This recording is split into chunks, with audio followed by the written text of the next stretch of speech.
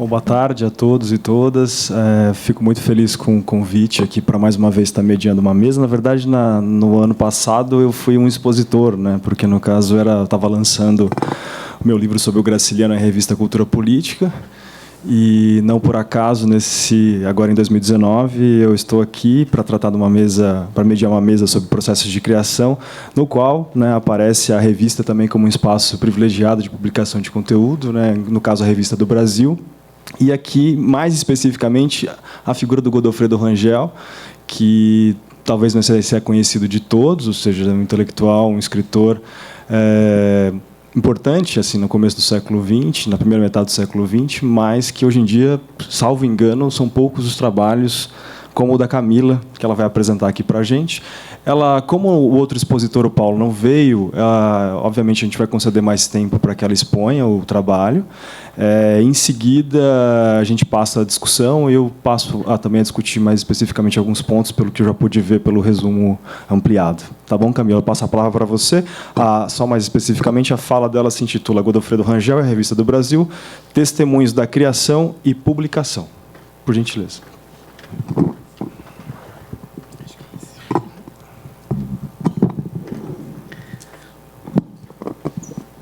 Boa tarde. Primeiramente, gostaria de começar agradecendo a participação de todos aqui hoje, agradecer à comissão por mais uma organização de um seminário e agradecer também a mediação do Tiago por ter aceito o nosso convite. Bem, o trabalho que eu vou apresentar para vocês, está dando para ouvir? Tá? O trabalho que eu vou apresentar hoje para vocês, ele é uma parcela da minha pesquisa de doutorado, que ainda está em desenvolvimento, aqui mesmo pela FEFELET, no Departamento de Literatura Brasileira. E eu trabalho com o escritor Godofredo Rangel já faz um tempo. Eu comecei trabalhando na iniciação científica com Lobato, e por conta de não haver tantos estudos em relação ao Godofredo Rangel, o parecerista da FAPESP me sugeriu que eu me debruçasse um pouco mais sobre a figura do Godofredo Rangel. Só que, quando eu ingressei no mestrado, eu terminei o meu trabalho sobre o Lobato, que eu já tinha começado, e aí, então, no doutorado, eu me voltei com todo esse tempo, todas essas descobertas todas, para o escritor Godofredo Rangel. Eu preparei um texto, porque eu tenho um pouquinho de informação que eu gostaria de passar para a gente conversar, e para eu não me perder muito no tempo nem nessas informações, então tem hora que eu leio um pouquinho, tem hora que a gente conversa, tudo bem assim? E também eu separei alguns trechos para vocês acompanharem por meio dos slides, certo? Bom, o escritor José Godofredo de Moura Rangel, ele estreou um livro com Vida Ociosa em 1920. Sob chancela da Revista do Brasil, essa publicação saiu, e pela Monteiro Lobato e Companhia. Entretanto, a sua trajetória literária ela foi iniciada anos antes, tendo colaborado em diversos jornais e revistas, como aqueles que eu coloco ali como exemplo. Bem, esse trabalho de rastreamento, como o Tiago já orientou para vocês, são pouquíssimos estudos que tratam do Godofredo Rangel. Então, o meu grande problema eu tenho que fazer muitas buscas, é um trabalho bastante solitário. Então, até fazer esse rastreamento dos periódicos, eu parti de uma pessoa, o senhor Enéas Atanásio, que é um biógrafo dele, e foi uma pessoa que está aí se dedicando há 40 anos a estudar Godofredo Rangel. Então, eu parto desse trabalho dele, mas tem muita coisa ainda que não foi listada, que não foi mapeada. Então, é um trabalho que oferece bastante descoberta. Então, até o presente momento, eu consegui rastrear os seguintes periódicos. Então, essa lista pode ser que aumente até eu terminar, e até quando eu terminar o doutorado, possivelmente essa lista ainda vai ser ampliada, certo? Mas é só para ter uma ideia. Bom, vale lembrar que, inclusive, a primeira versão de Vida Ociosa, esse romance de estreia, foi estampada nas páginas da Revista do Brasil, em formato folhetim, com os capítulos entre os números de maio de 1917 a janeiro de 1918. E Falange Gloriosa, outro também romance do escritor, ganhou sua primeira versão no Estadinho, e só póstumamente, em 1955, que ganhou uma nova versão em livro. Além dos romances, o Rangel inseriu-se na imprensa publicando contos, crônicas, ensaios e críticas. Assinala-se, portanto, diversificado e importante lugar ocupado pelo periódico na obra do autor, salientando-se ainda que raríssimos estudos abordam, ainda que indiretamente, essa faceta rangelina. Normalmente a gente tem os estudos muito concentrados na obra Vida Ociosa, e os contos acabam passando desapercebidos, não se detém muito nele, fica muito em cima desse romance, enquanto tem toda uma obra ainda para ser desvendada, estudada, analisada. Assim, a presente comunicação, desdobramento da pesquisa de doutorado em andamento, focalizará, num primeiro momento, a participação de Godofredo Rangel na Revista do Brasil, especificamente a publicação do conjunto de contos que ganharam versão nas páginas do mensário e que foram posteriormente reescritos e difundidos na obra Andorinhas, de 1924, bem como a mediação de Monteiro Lobato no preparo da edição, testemunhadas nas cartas de Abarca de Gleire. Em seguida, no segundo momento, serão levantados e discutidos alguns dos aspectos centrais do processo criativo do escritor, considerando, em principal, a circulação dos textos no periódico e em livro. Em levantamento feito pelo biógrafo Enéas Atanásio, em Rangel e a Revista do Brasil, recupera-se a colaboração do escritor no mensário, entre os anos de 1917 a 1924. Vocês podem ver que ele estreia aí com o artigo O Estilo de Fialho. Depois vem a publicação do romance Vida Ociosa, todo espaçado, saindo em folhetins em vários números. Em seguida, tem vários contos, e, além dos contos, o Rangel publica alguns artigos, algumas crônicas. Entre os contos, eu não sei, acho que está difícil para ler, né? Um pouquinho, está pequenininho esse slide. Tá bom? Dá para ler? Eu sinalizei aí os que estão em preto, são os contos que foram... Ai, esse microfone, desculpa, que eu fico toda hora. Bom, os que estão destacados em preto foram os contos que ele reuniu posteriormente em Andorinhas, que são O Oráculo, Passeio ao Céu e Meu Parente. E os outros contos que estão sinalizados aí numa cor roxinho são os contos que foram para a versão de Andorinhas, publicada em 1944. Então, a gente tem uma primeira versão entre muitas aspas, porque como esse trabalho ainda de rastreio está sendo feito, talvez alguns desses contos vão ter alguma versão posterior, mas, por hora, é uma primeira versão que sai na Revista do Brasil e, posteriormente, eles são organizados em livro. Dentre os 10 contos publicados na revista, apenas um deles, o Convescote, não ganhou edição em livro. Como eu disse, os outros estão em Andorinhas e os Humildes. Antes de nos aprofundarmos na trajetória dos textos, é necessário destacar alguns pontos que envolvem o contexto e a participação de Godofredo Rangel na Revista do Brasil, bem como a mediação do amigo, editor e também escritor Monteiro Lobato nesse período. Por mais que se tente evitar de associar o nome de Godofredo Rangel a Monteiro Lobato, porque grande parte dos estudos faz isso, é um pouco difícil, porque Monteiro Lobato está ali muito presente na produção literária do Godofredo Rangel. Então, de algum modo, em algum momento, a gente precisa passar por isso. Então, eu escolhi um pouco das cartas para trazer como que se dá essa mediação da publicação de Andorinhas e o quanto Lobato interfere, media e participa desse processo da circulação dos textos do Rangel, certo? Rangel e Lobato se conheceram na época em que frequentavam um curso de Ciências Jurídicas e Sociais no Largo de São Francisco. Chegaram a morar juntos por alguns meses em um chalé do Melenzinho, república intitulada pelos amigos de Minarete. É neste período que eles começam a trocar cartas. Amizade epistolar que se estende por mais de 40 anos e está registrada em Abarca de Gleire. Não sei se vocês conhecem, certo? Essa edição é a mais recente, publicada pela editora Globo. Esse livro, Abarca de Gleire, foi Lobato quem organizou e editou pela Companhia Editorial Nacional, certo? E ele reúne somente a correspondência do Monteiro Lobato para Godofredo Rangel. Infelizmente, a gente não dispõe aí das cartas do Rangel.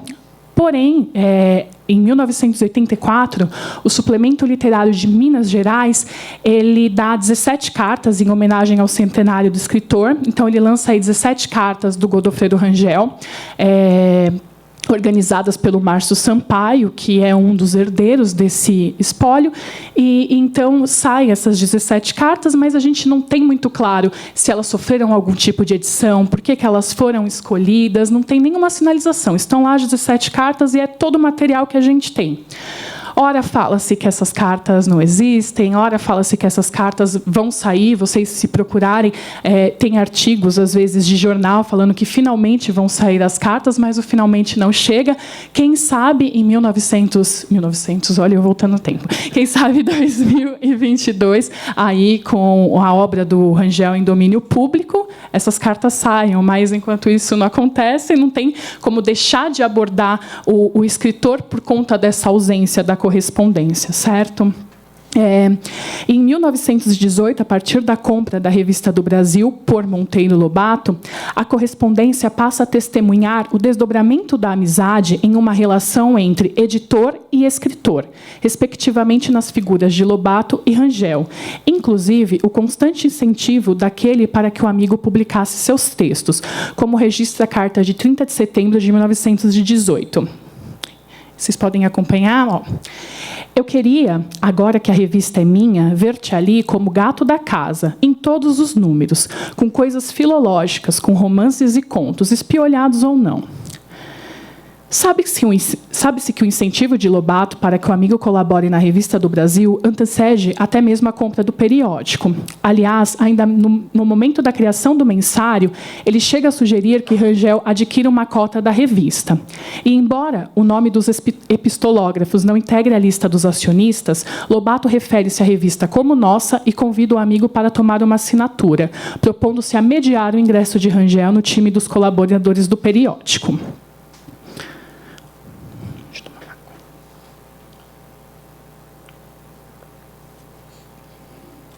Assim, mesmo antes de estar à frente da revista, Lobato dispunha de considerável grau de influência no periódico, em decorrência do vínculo amistoso com Pinheiro Júnior e Plínio Barreto, que estavam à frente do lançamento do periódico, da organização, empenhando-se ativamente na divulgação dos textos de Rangel. Contudo, Lobato não só parece apoiar a entrada de Rangel no mensário, como, a partir da leitura de A Barca de Gleire, revelam-se algumas das mediações de Monteiro Lobato na atividade literária do amigo escritor. Diversas são as cartas em que ele orienta o amigo a editar Vida Ociosa, primeiramente em revista, com a vantagem de, abre aspas, tê-la em forma impressa para passar o ferro final. Em manuscrito, a gente não vê totalmente um livro. Fecha aspas. Sugere também que Rangel publique os contos escritos para o Minarete, periódico este e que o jovem escritor estreou em 1903 com seu primeiro conto simbólico Vagido. Penso que chegou a hora de publicar na revista todos os teus contos do Minarete. Depois os reuniremos em livro e os soltaremos com grandes toques de caixa. Preciso de um romance para rodapé.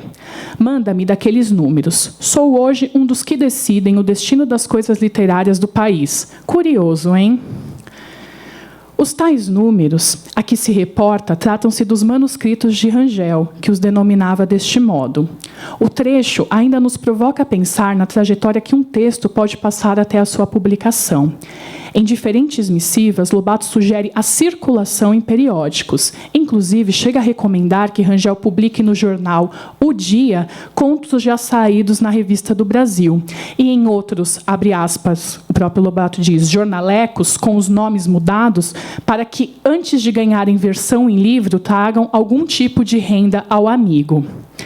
Ademais, o próprio criador da Emília também se vale da possibilidade de organizar em volume textos já publicados, como exemplificam as obras Urupê, Cidades Mortas, Ideias de Jeca Tatu, Negrinho, Macaco que se fez homem, que reúnem escritos dados anteriormente no Minarete, o Estado de São Paulo, Estadinho e Revista do Brasil.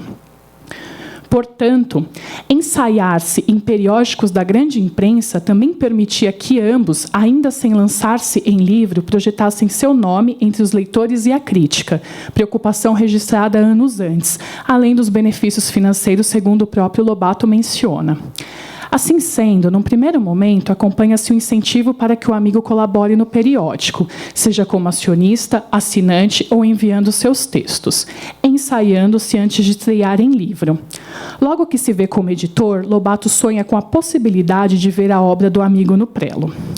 Paralelas investidas para que o mineiro edite seus romances Vida Ociosa, Falange Gloriosa e Os Bem Casados, todos encontram de algum modo testemunhados ali na correspondência, alguns com mais cartas, por exemplo, Vida Ociosa, que a gente tem desde elementos do processo ali de criação do Rangel, o compartilhamento que dá para perceber ao longo das cartas de manuscrito, as sugestões de Lobato, outros têm pelo menos uma ou outra menção, como Falange Gloriosa e Os Bem Casados. Bem, então, paralela à investida à publicação desses romances, a ideia de organizar um livro de contos começa a ganhar forma, como testemunham algumas cartas.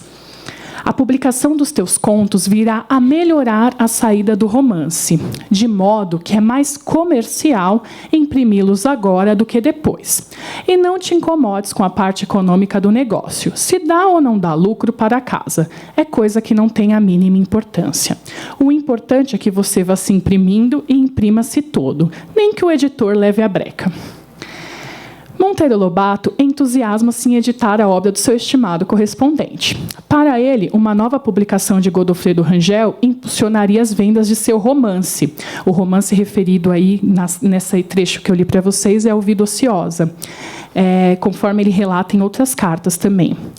O aspecto financeiro da empreitada parece estar no horizonte das preocupações de Rangel, que acompanha Lobato esgotar sucessivas tiragens dos seus europês, enquanto seu livro de estreia, Vida Ociosa, tem a saída da edição prolongada. Apesar da insegurança, o apelo editorial acaba por convencer Rangel ao que a carta de 29 de setembro indica, e as negociações prosseguem, que é o próximo trecho. Vieram, afinal, os contos. Pensei em pô-los na coleção Brasília, que é muito boa para vulgarizar um autor, dado o preço, R$ 1.500, e as tiragens de 4.000. Mas essa série exige retrato na capa, e não posso recorrer ao retrato que mandaste. Feio demais. Em uma das cartas, o Rangel chega até a falar que achou que o preço... ele não chegou a falar, então deixa eu retomar isso. A gente vê pelo discurso do Lobato, enfim, que ele parece ter reclamado que o valor da edição de Vida Ociosa estava muito alto, que era R$ 4.000. Por isso que talvez essa sugestão do Lobato tenha aí tomado lugar. A coleção Brasília, citada na carta, segundo descrição do catálogo das edições de Monteiro Lobato e Companhia de 1923, destinava-se a baratear o livro, vulgarizando as melhores obras nacionais por preços ao alcance de todos. Segundo a pesquisadora Silza Carla Binotto, os volumes eram impressos em papel jornal e tinham entre 250 a 300 páginas. Custavam de R$ 1.500 a R$ 3.000. Apesar do tom humorístico utilizado por Lobato para justificar a opção em não lançar os contos de Godofredo Rangel pela coleção Brasília, não se pode precisar que a escolha tenha procedido por conta do retrato. Fato é que apenas 7 meses depois o projeto da edição é retomado. Isso. Venham, pois, acho que é a próxima. Para frente. Não. Não. Vieram... não. Tudo bem, então essa eu não coloquei, eu só leio para vocês. Venham, pois, os teus contos. Faremos o livro em máquinas nossas. Poderá sair na biblioteca da Rainha Ababe ou em edição comum. Que preferes? Embora Monteiro Lobato e a companhia conte com oficinas próprias, a demanda com eternas coisas urgentes, como o próprio Lobato diz, retarda a impressão do livro.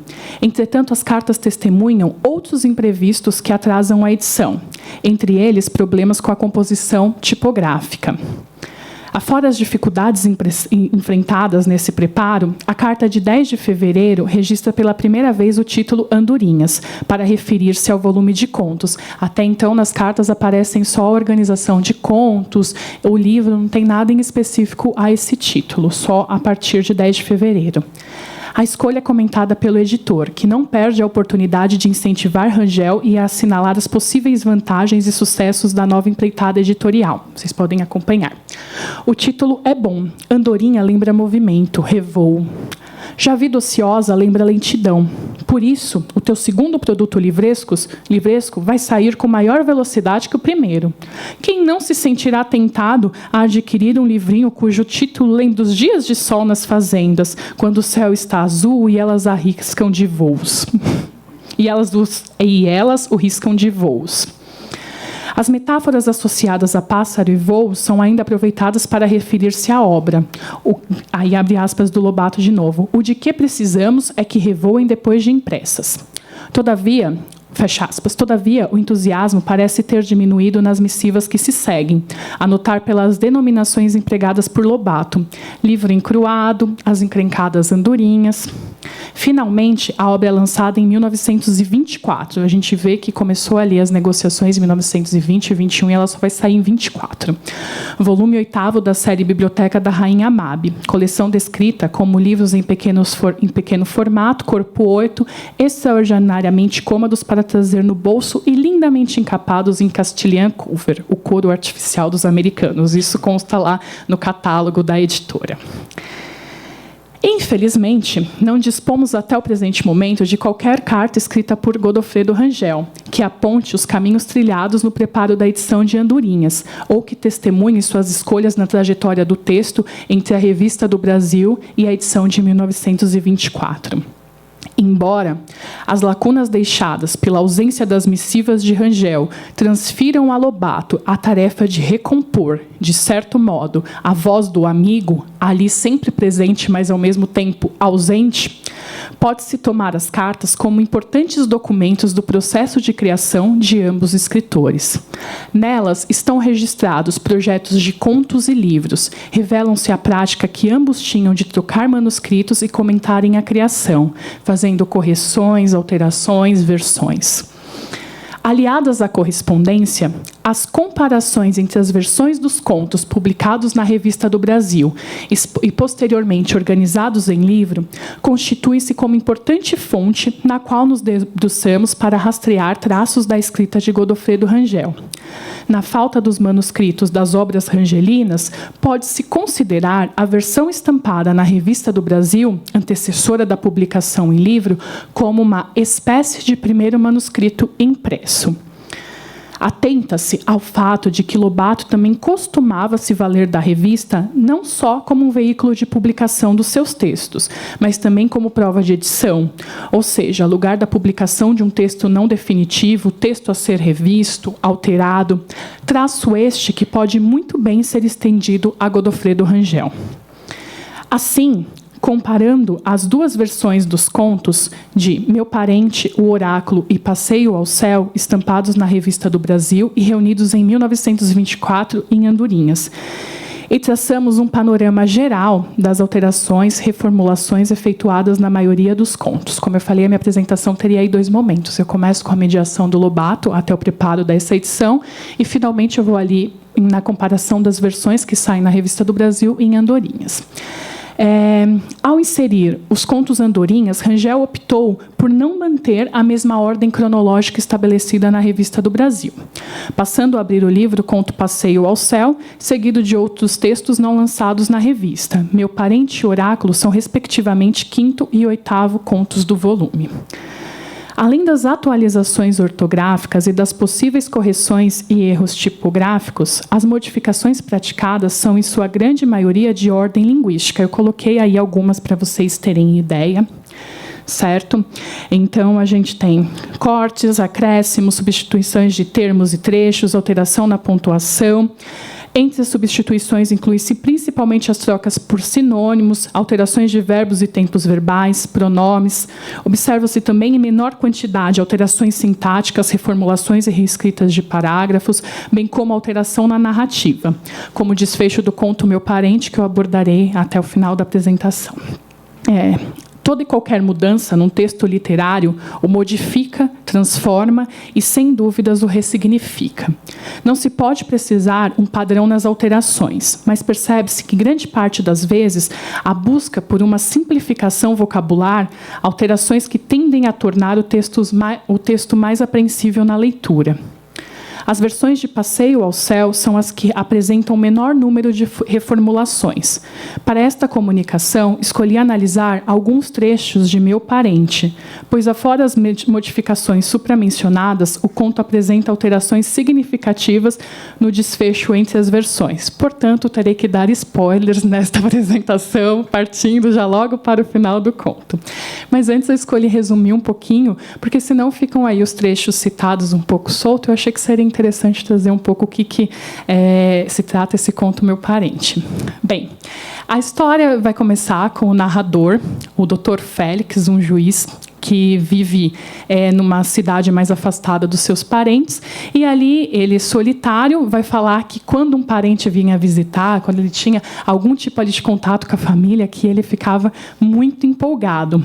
Então ele passa a rememorar um fato que aconteceu com ele em uma dessas tais visitas. Ele conta que ele estava andando pela rua e viu sair ali de um casebre humilde um homem, e ouviu chamarem ele de Oriental, e logo Oriental tinha sido um parente dele, um primo distante, que na infância eles teriam compartilhado alguns momentos, e ao ouvir o nome Oriental, vem aquele monte de lembrança ali da infância. Ele se aproxima do homem, começa a conversar em tom super amistoso, tentando ver ali o parentesco, aí chega e pergunta: mas a sua mãe é a Maria da Virgínia, ou como vocês vão ver em outra versão, a Maria Cristina? E aí ele vai falar ao Oriental: a minha mãe é a Maria. Enfim, não tem nada assim que mostre ali que ele reconheça de início já o primo dele. Então, ele chama esse primo para ficar na casa, hospeda, oferece todo um tratamento, e ele vai contar que, ao longo do tempo, o primo começou a ficar na casa como se ele fosse o dono da casa, começou a fumar os charutos dele, e ele percebeu um comportamento um pouco estranho que o primo tinha. O primo gostava de jogar cartas, o primo gostava de ficar no bar, chegava às vezes bêbado, e essas situações todas vão crescendo ao longo da narrativa, até que Félix já está ali muito ensandecido da vida. Por quê? Porque ele é um juiz, e ali na cidade pequena o nome dele está sendo atrelado, é o parente dele, começa toda aquela situação a cobrarem ele alguma providência. O primo começa a roubar algumas coisas, esses furtos começam a se tornar maiores, ora ele vai preso e soltam, enfim, cobram alguma resolução do Félix, até que, por fim, a gente tem ali mais próximo ao desfecho a situação de que esse primo roubou alguns lentões numa fazenda vizinha, e chegam para ele: e aí, agora a gente prendeu ele, você vai ter que resolver essa situação. Saindo de casa, chega uma carta providencial de um parente falando: ai, querido Félix, então, sabe o Oriental, esse seu primo? Então, ele mora aqui nessa cidade. Então, esse Oriental não é bem o Oriental seu primo. Aliás, ele mandou lembranças e falou que em breve vai visitar você, para que você não confunda ele com outros orientais que possa ter por aí. E, finalmente, segue aí a providência, o que o Félix vai fazer com o Oriental. E foi isso justamente que eu escolhi para trazer para vocês, porque são duas versões dadas bem diferentes ao desfecho desse conto. A versão da Revista do Brasil e a do livro, elas sofrem bastante alterações, certo?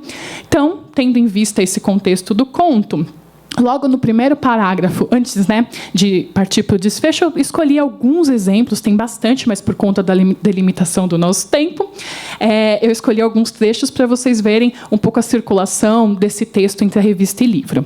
Logo no primeiro parágrafo da narrativa, em meio às recordações do cotidiano do narrador, solitário magistrado que vivia distante de seus familiares, verifica-se o primeiro corte de período. Vocês podem acompanhar aí o trecho 1. Na Revista do Brasil: hoje, como se muda? Hoje eu vivo entre a parentalha, aturando-lhe as reiteradas importunações. Evito-lhe o mais que posso a calamitosa convivência. Na versão em andorinhas, esse trecho não aparece, ele é totalmente cortado, e é interessante notar que já na primeira versão trazida na Revista do Brasil, ele vem em meio de parênteses, se a gente for tomar ali o uso de parênteses como uma informação acessória ou menos importante. Na segunda versão, quando o Rangel prepara, de fato, ele acha que aquele trecho ali não vai importar na narrativa e acaba cortando. Não só com a finalidade de melhorar a leitura, mas também de remover um possível cunho sexual, identificamos a exclusão do pronome me associado ao verbo chupar no seguinte trecho. Então, na primeira versão revista do Brasil, em casa chupou-me em poucas semanas a garrafaria de reserva. Na nova versão, em casa chupou em poucas semanas a garrafaria de reserva. Ao lado das exclusões, são diversas as substituições de termos, de trechos, que tendem a simplificar o vocabulário e melhorar a compreensão do texto. Sinalizamos como exemplos, na Revista do Brasil, frege muito ordinário, que vai ser substituído por casebre humilde. Um outro trecho, não é lugar apropriado em Andorinhas, é sítio impróprio. Além das substituições por sinônimos, vale notar como o campo lexical norteia a escolha do nome de uma das personagens, como eu já comentei. Na primeira versão, Maria o quê, meu Deus? Lá da Cristina. Na outra versão, Maria o quê, meu Deus? Lá da Virgínia. Então, a gente tem ali uma primeira associação com Cristo, a segunda com a Virgem, todas ali, de certo modo, norteando essa escolha, para essa substituição do nome. E, por conta dos limites desse trabalho, selecionamos apenas algumas alterações empreendidas pelo autor. Verificam-se ainda nas duas versões dos contos modificações na pontuação, na sintaxe, no emprego verbal. É no desfecho do conto em que estão concentradas grande parte das ocorrências. Uma série de cortes e reformulações estão registradas no cotejo dos textos, culminando na alteração dada ao desenlace da narrativa. Me desculpem de fato, mas eu preciso ler o final do conto para vocês. Então, eu separei as duas versões para vocês poderem, de fato, acompanhar aí como se processa, como essa alteração é bem grande, certo? Então, vamos a esse final. Ladrão, ladrão de porcos, disse-lhe eu severamente. O patife, sem nem por sombras cogitar de negar, limitou-se a responder com uma risadinha satânica. E ainda ri, prossegui eu, com veemência patética. Pois bem, como estão agora acabados os meios suassórios, você vai ser castigado. E voltando-me teatralmente para as praças, roubou, não é verdade? Pois o lugar dos ladrões é a cadeia. Podem levá-lo. Ante o inesperado desta atitude, Oriental amarelou instantaneamente. Não gosto dessas brincadeiras, grunhiu em tom surdo, ainda sem acreditar. Podem levá-lo, repeti eu com autoridade. Essa continua ainda sendo a primeira versão. Bam, disseram as praças há um tempo, tomando cada uma... Ai, está meio difícil de ler daqui. Cada uma um braço do preso. Vendo-as dispostas a cumprir minha ordem, Oriental voltou-se para mim, fechando uma catadura ameaçadora. Ah, não é brinquedo? Quer então que eu descanjique? Que é isso? Descanjique todos os podres de nossa família? Pois hoje mesmo ponho tudo na rua. Pensa que não faço? Foi a minha vez de sorrir satanicamente. Nossa família? Você julga, então, que eu tenho parentes da sua igualha? Senhor vadio, jogador, cachaceiro, larápio. Desabafei da minha longa humilhação, chamando-lhe quanto nome ofensivo sabia de cor. Desta vez ele ficou positivamente tonto. Sua atitude de ameaçadora caiu improviso a suplicante. E foi com a voz cortada de medo que ele me...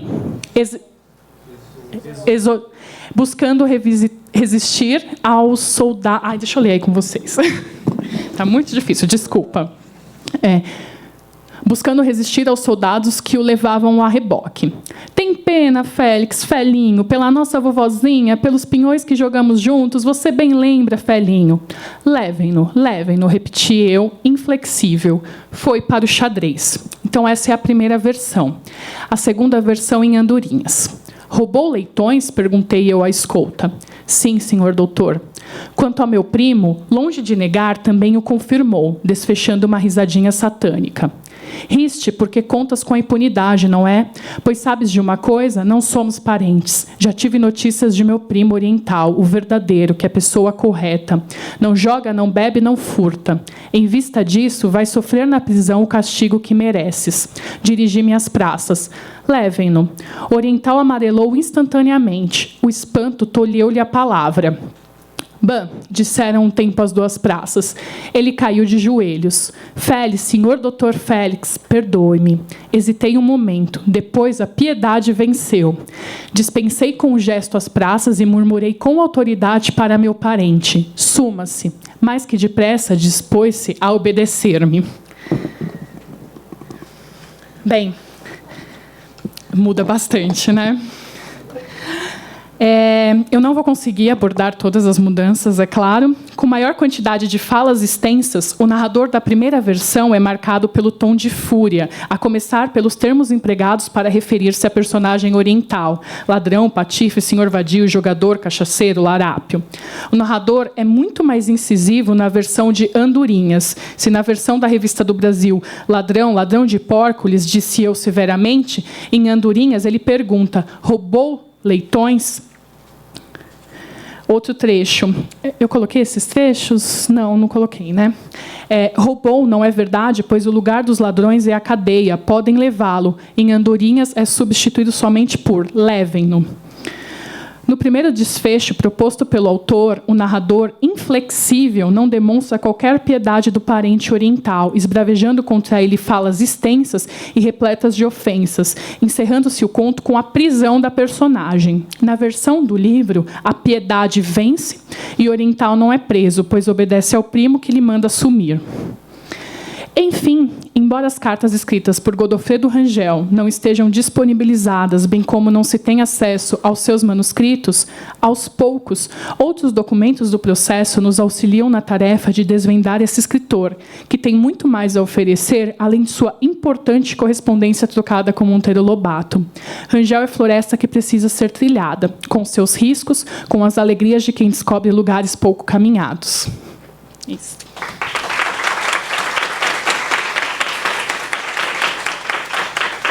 Se alguém tiver algum material do Rangel, algum conto, alguma carta, retira tudo isso, pode mandar para mim pelo e-mail, tudo bem?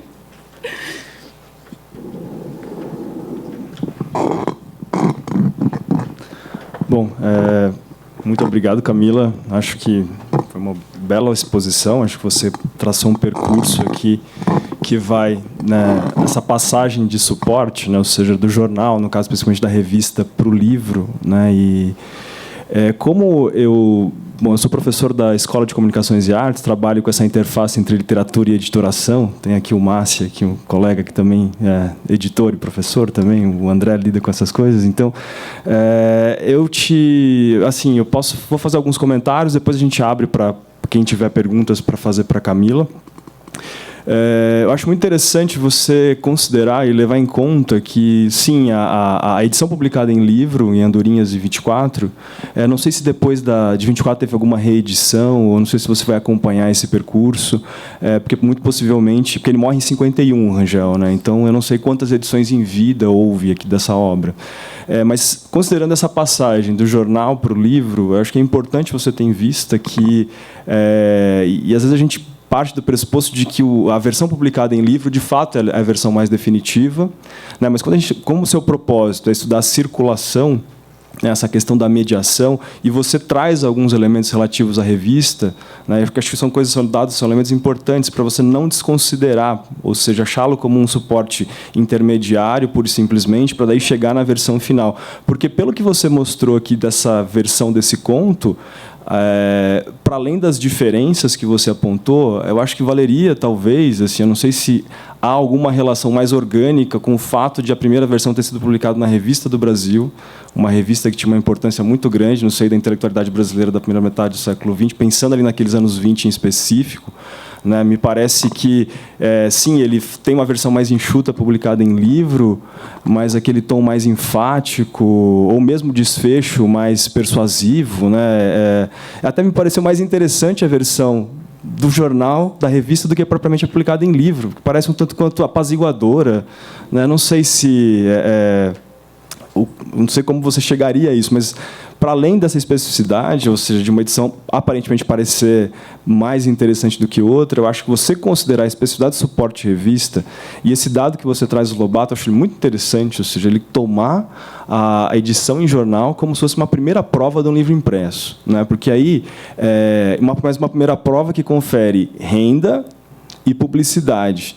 E, ao mesmo tempo, aqui me parece muito, eu lembro do Balzac, o Balzac ele também tinha um flerte com a tipografia, né? Então ele partia do pressuposto de que compor ou levar para a composição as tiras que ele ia manuscrevendo conferia mais impessoalidade ao texto. E aí ele, como uma espécie de um editor do próprio texto. Então, aqui, essa visão do Lobato me parece muito interessante e tem a ver também com esse peso que o suporte tem, né? Tendo em vista aqui a mensagem que vai ser veiculada, que vai ser transmitida. Então, essa questão realmente da mediação, da circulação, ou seja, do papel do suporte na produção do sentido.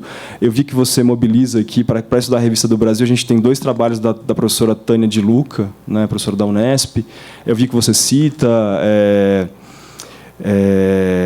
poderia até pensar em alguma outra bibliografia, mas acho que ela, de fato, é aquela que enfrentou mais diretamente a questão. Então, acho que isso é importante você tentar recuperar, né, quando a gente pensa num periódico, toda a que a gente chama de... quase como se fosse um sistema de signos, de referências, de relações, de paratextos ali que procuram conferir, né, ao texto publicado algum sentido, uma especificidade. Então, se a gente considerar, por exemplo, o que era publicar na Revista do Brasil nos anos 20, acho que essa é uma questão para você, que eu deixo aqui para você, não sei se você já se deparou com isso. O próprio estímulo do Lobato, ou seja, o Lobato adquire essa revista tem um papel importante para a história do livro no Brasil, né, para além propriamente da história do jornalismo, da história da imprensa literária, intelectual, enfim. Então, acho que esses pontos acho que são interessantes. Eu te deixo... Eu estou enfatizando a questão da revista. Também o fato do livro ter sido publicado numa coleção de bolso, que agora me fugiu o nome, você mencionou, Biblioteca da Rainha Mab, num formato composição 8, quando a gente pensa também nesses cortes, eu não sei também o quanto que isso tem algumas implicações. Eu não sei se você já pegou na mão essa edição, essa primeira edição, como que é o papel, ou mesmo aquela discussão que o Lobato promove, né? Ou seja, eu não vou publicar nessa coleção porque sua foto é muito feia, quando, na verdade, me parece um interesse comercial ali muito claramente. Ou seja, é interessante ver nessa correspondência entre os dois, por mais que seus objetos sejam, de fato, os textos do Godofredo Rongel, o que, para nós, estudiosos de literatura, sempre vem a primeiro plano, e a gente trabalha com história do livro, enfim, a Barca de Gleire sempre tem um papel de destaque, né? E a interlocução, na verdade, é o Lobato falando, né? A gente nunca tem esse retorno. E eu sei que o seu propósito são os contos, mas, de fato, retomar esse diálogo mistivístico e o que ele traz de implicações para a publicação dos textos, enfim, acho realmente um ganho, e acho que talvez você vai saber dosar para que o Lobato não apague ou não coloque em segundo plano, como sempre tem acontecido desde então, né? Ou seja, a figura do Godofredo Rangel.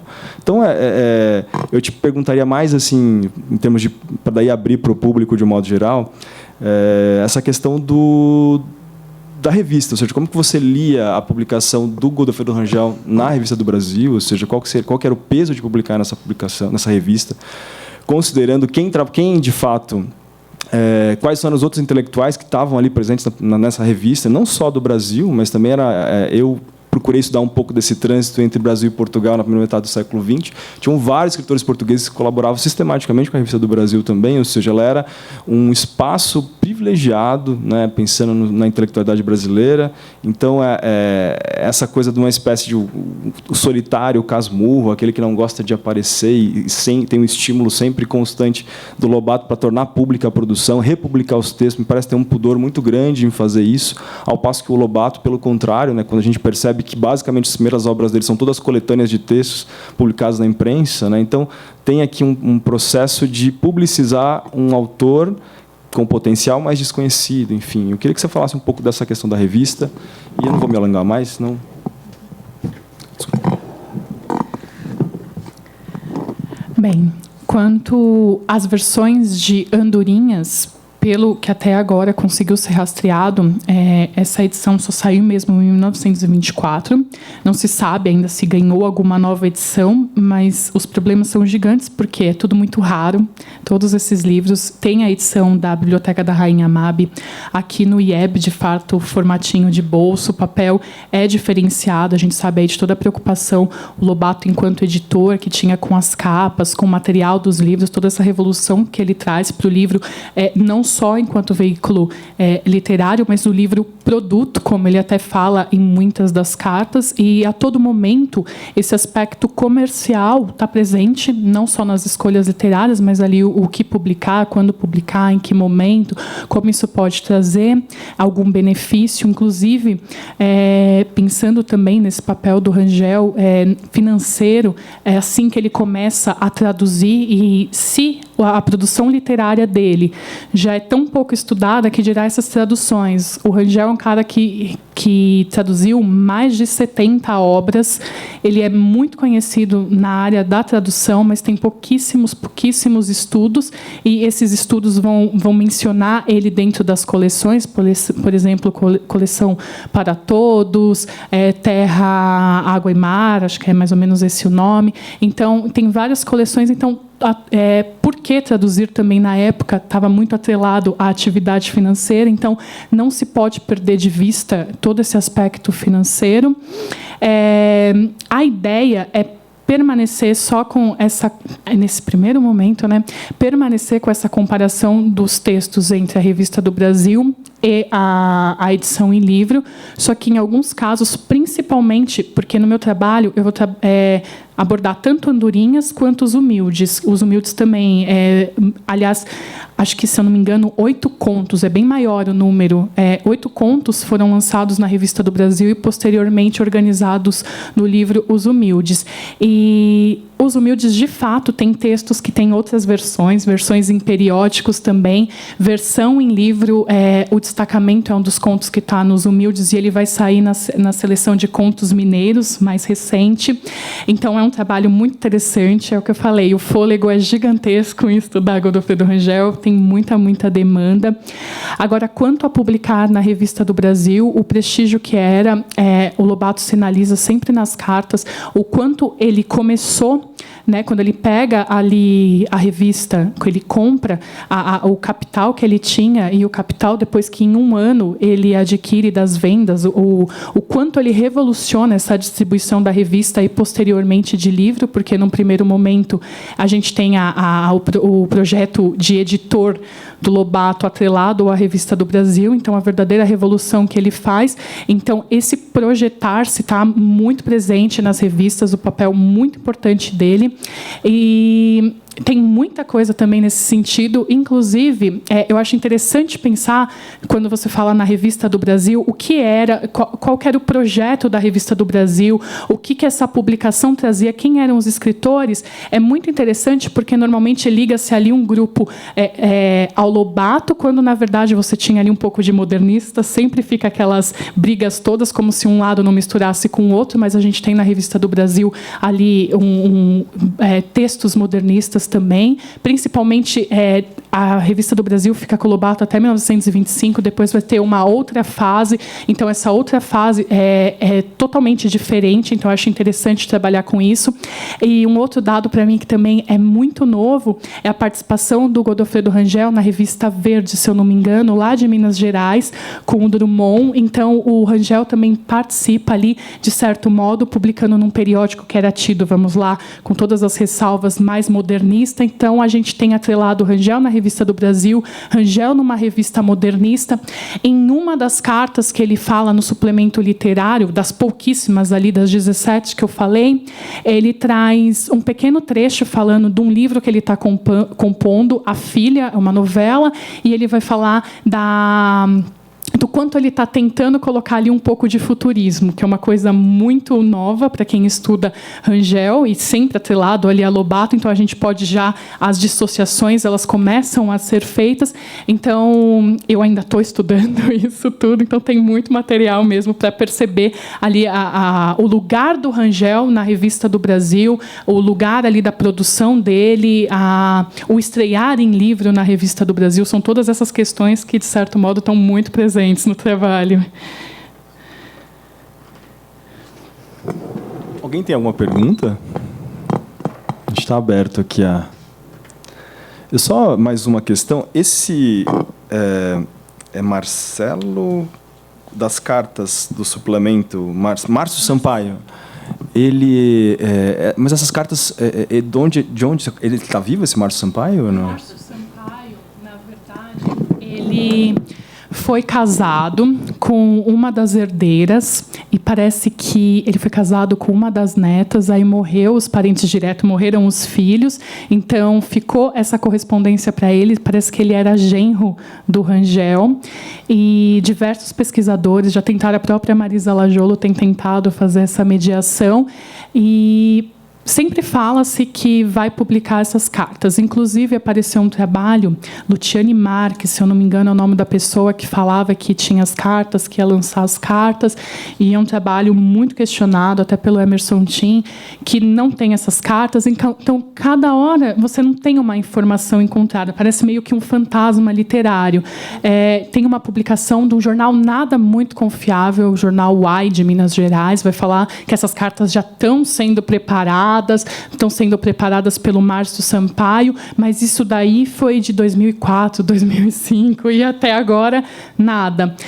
A professora Marisa chegou a falar que já esteve com o Márcio Sampaio, que viu a pasta dessas cartas, mas é tudo muito assim nebuloso. Tem também um dos trabalhos que vai falar, se não me engano, é do Luciane, que está com as cartas inéditas, que está com material novo, e quando você vai pegar, nada mais são do que as mesmas cartas do suplemento de 1924, as mesmas 17.